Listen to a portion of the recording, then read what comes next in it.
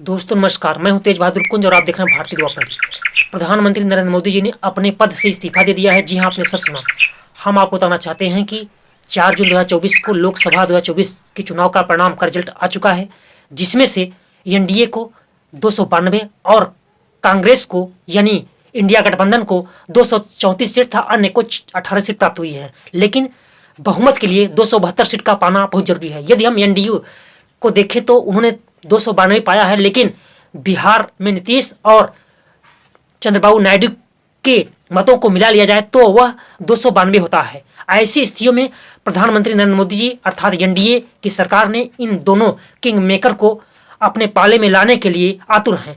ऐसी स्थितियों में अब देखना यह है कि क्या प्रधानमंत्री नरेंद्र मोदी जी ने इनकी उस मांग को पूरा कर देते हैं जिन्होंने अपनी दो बड़ी मांगे रख दी हुई हैं। और नीतीश बाबू और अगर एक बार फिर से पलट गए तो ऐसी स्थिति में कुछ कहना मुश्किल है। हम आपको बताना चाहते हैं कि नीतीश कुमार और तेजस्वी यादव एक ही फ्लाइट से दिल्ली में आकर के कुछ सरकार बनाने के बारे में चल दिए हुए हैं। ऐसी स्थितियों में अब यह कहना मुश्किल लग रहा है कि वह एनडीए में जाएंगे या इंडिया गठबंधन में जाएंगे। लेकिन कुछ इंडिया गठबंधन के कुछ विद्वानों ने और कुछ नेताओं का ऐसा मत है कि वह इंडिया गठबंधन के साथ जरूर विचार करेंगे और सरकार बनाने में सहयोग स्थापित कर सकते हैं। पहले आप संजय सिंह जो आम आदमी पार्टी के सदस्य हैं उनकी इस वीडियो को क्लिप को देख लीजिए तो स्पष्ट हो जाएगा।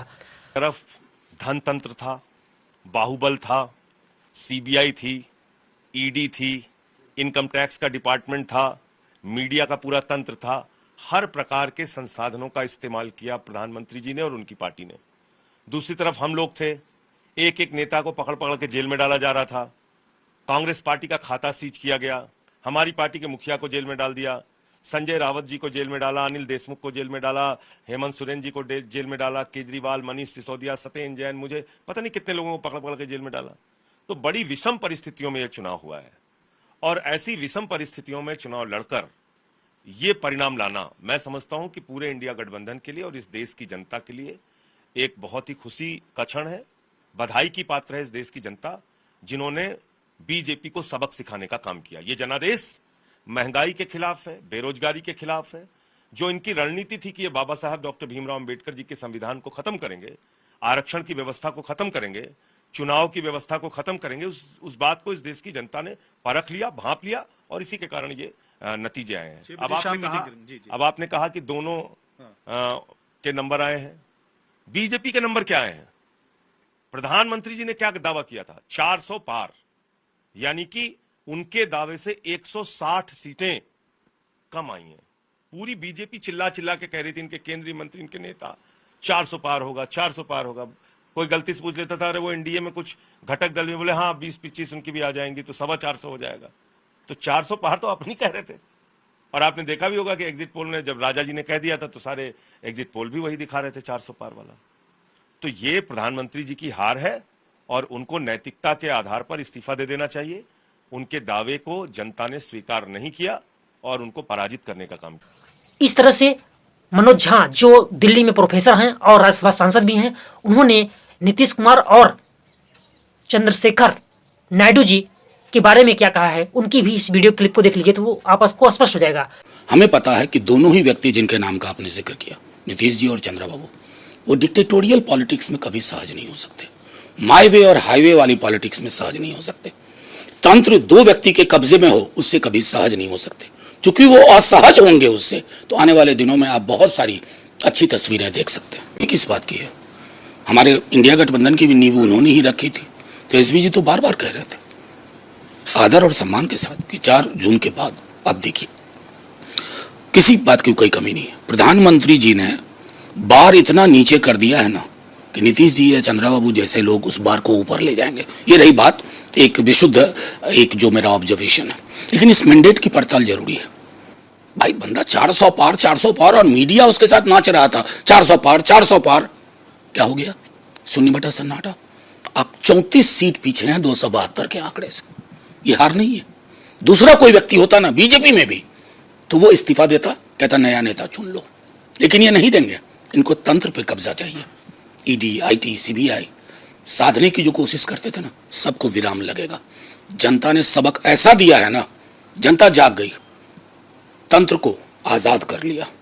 ये एक सबक है जिसको बीजेपी, खास करके मोदी जी, अमित शाह जी, बाकी लोगों को मैं नहीं कहूंगा, बाकी लोगों ने भैंस मंगलसूत्र मुजरा नहीं बोला था, ये इतना सब बोल करके 238 पे आया। फैजाबाद हार गए, राम को हम लाए। क्या बदतमीजी की जुबान है भाई। आप मर्यादा पुरुषोत्तम के बारे में ये कह रहे, झटका दे दिया अयोध्या की जनता ने, फैजाबाद की जनता ने। स्वीकारिए और आके आपको कहना था कि मुझसे गलती हुई, मुझे इस प्रकार की भाषा का इस्तेमाल नहीं करना था। ये भाषा देश को पसंद नहीं आती। तेजस्वी जी की एक कोई बाइट कोई दिखा दे जिसमें नीतीश जी के लिए आदर और सम्मान की बात ना हो। ये ताजुब होने वाले लोग समझ नहीं पा रहे हैं बिहार को और यहाँ के रिश्तों को। बहुत सारी पर्सनल चीजें भी इन लोगों की, दोनों परिवारों की आपस में है, बातचीत है। इस पर ये जो मोदी जी और अमित शाह ने, इन दोनों ने मिलकर के विपक्ष और पक्ष के बीच के रिश्ते को शत्रुता में बदल दिया। ये शत्रुता नहीं होती है, उसी पुराने भाव को वापस लाने की कोशिश है।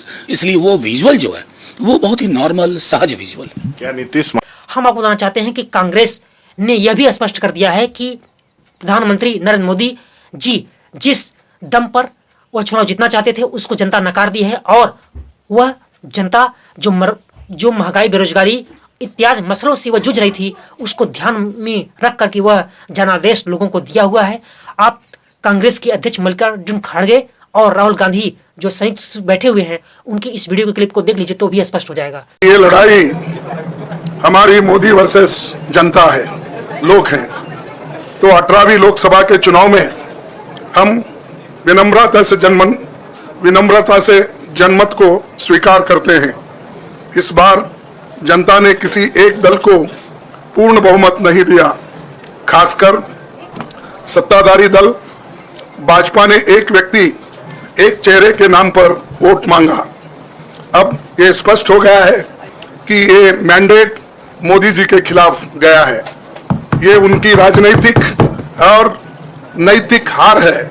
जो व्यक्ति बार बार अपने नाम से ही हर जगह वोट मांगते थे, उनकी ये बहुत बड़ी हार है और नैतिक दृष्टि से ये तो उनको बहुत बड़ा नुकसान हुआ है। इस प्रकार के चैनल को प्राप्त करने के लिए हमारा आप चैनल सब्सक्राइब करिए, सहयोग करिए। हम आपके द्वार तक ऐसी सूचना को लाते रहेंगे। बहुत बहुत शुक्रिया। जय हिंद, जय भारत।